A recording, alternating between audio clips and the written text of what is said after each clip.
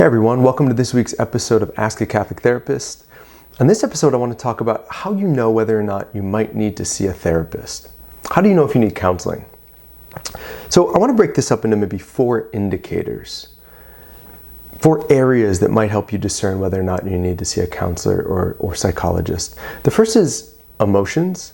The second is psychological indicators. The third is social indicators, and the fourth is physical indicators. So emotional, psychological, social, and physical.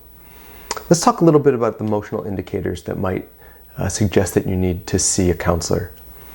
So one way that you might sort of sense or discern the need to get some help is mood swings. If you're noticing yourself high highs and low lows, maybe you wake up feeling fine, but shortly thereafter you find yourself crying in the kitchen, or you're on your way to work and you're experiencing like tremendous anger.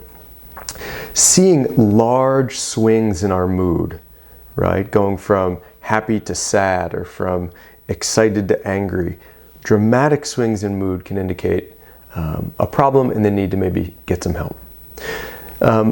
Other emotional indicators are significant anxiety, significant depression, and significant irritability. Sometimes irritability gets overlooked, but excessive irritability or inappropriate irritability, right? Feeling angry or frustrated at times or situations where it doesn't quite make sense, right? You look around and you think other people don't seem to be feeling this angry or this frustrated, or I know I shouldn't be feeling this angry at a 3-year-old toddler. Sort of irritability, anxiety, or depression that is maybe excessive or doesn't make sense given the current situation could indicate the need to maybe get some help. And lastly, under the emotional indicators, I would say is a loss of motivation. Just not feeling any energy, excitement, any internal drive toward doing the things that you need to do or that you want to do. So those are some emotional indicators. Some of the psychological indicators that I want to highlight are suicidal thoughts. If you're experiencing thoughts about killing yourself, thinking about ways to kill yourself, having sort of intrusive thoughts about killing yourself, this could indicate that you might need to see somebody. Excessive negative view of self. So really low self-esteem, or just feeling like an absolute loser or piece of garbage or terrible human being. You know, feeling like I'm just the worst mom out there.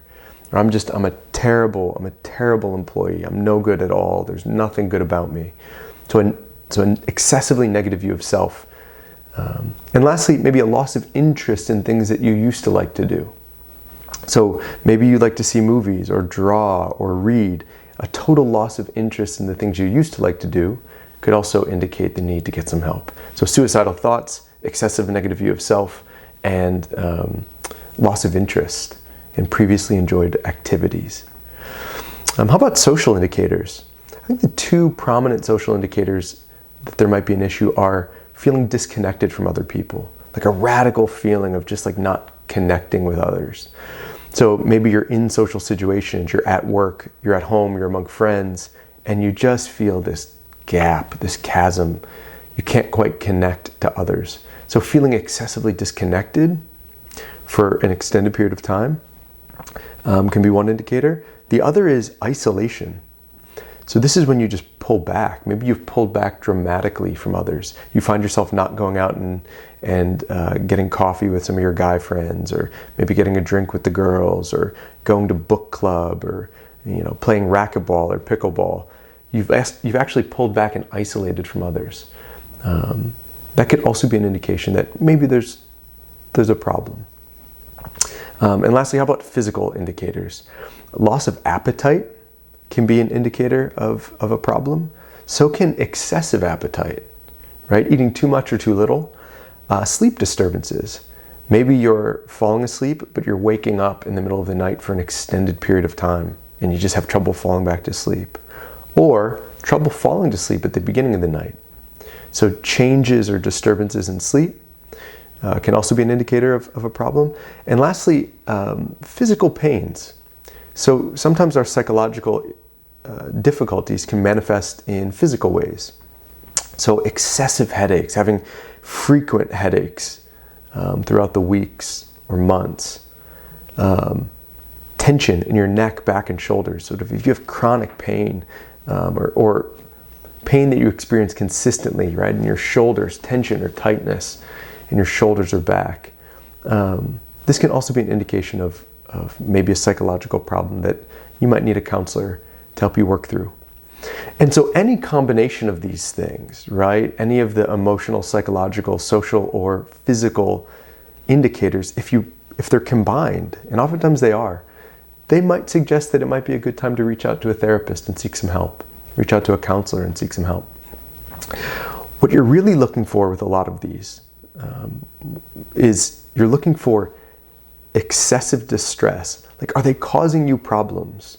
Right? Is your anxiety, is your low mood, is your irritability, your loss of appetite, right? Your sleep disturbances, are they distressing to you? Like, are they causing difficulty? Right? So you're looking for excessive distress, and you're looking for impairment in your ability to perform like normal functions. Is it getting in the way of your ability to do things that you want to do or should normally be able to do? Is your anxiety preventing you from being able to work with the diligence and concentration that you want to be able to work with? Is it impairing your ability to be a mom or a dad, a husband or a father? So we're looking for distress and impairment, right? All of us experience low mood, fear and anxiety, stress. These things are normal, right? These are normal human experiences. We have to get back to recognizing that these are normal human experiences. There are periods where something might be going on in life where my appetite just declines for a bit. Or we had a daughter who was born with a congenital heart defect. She needed open heart surgery at 4 months old. That was an incredibly stressful time in our life, and it would be like inhuman. It would be not human if I didn't feel some sort of emotional strain or stress. Some minor sleep disturbance, some minor appetite disturbance, that's normal and normative given what was happening. But if it continued for an extended period of time, or if it started to really get in the way of my ability to be a parent to my other children, to do my job, to be a support to my spouse, if it was getting in the way, causing distress or impairment, then that would be a good indicator that maybe I needed some help. I think we need to normalize seeking help, reaching out and seeking help. This is a tremendous act of humility. We are not creatures that are made to live alone or be alone. We're dependent creatures. We're creatures that are made for others. Right? We need others. And reaching out and seeking the help of a therapist or a trained mental health professional is not a moral failing or weakness. Right? It indicates that you need help. And we all need help. Sometimes in particular times of our life or areas of our life, we need more help. And that's just fine. It's a tremendous act of courage, the virtue of courage and the virtue of humility, when you can reach out, admit you're having a problem, and seek out the appropriate help. So I hope that helps. If you have any other questions, don't hesitate to reach out and ask. Ask a Catholic Therapist at gmail.com, or comment in the comment box. Let me know if you have any thoughts or questions. Hope this helps. We'll see you next week.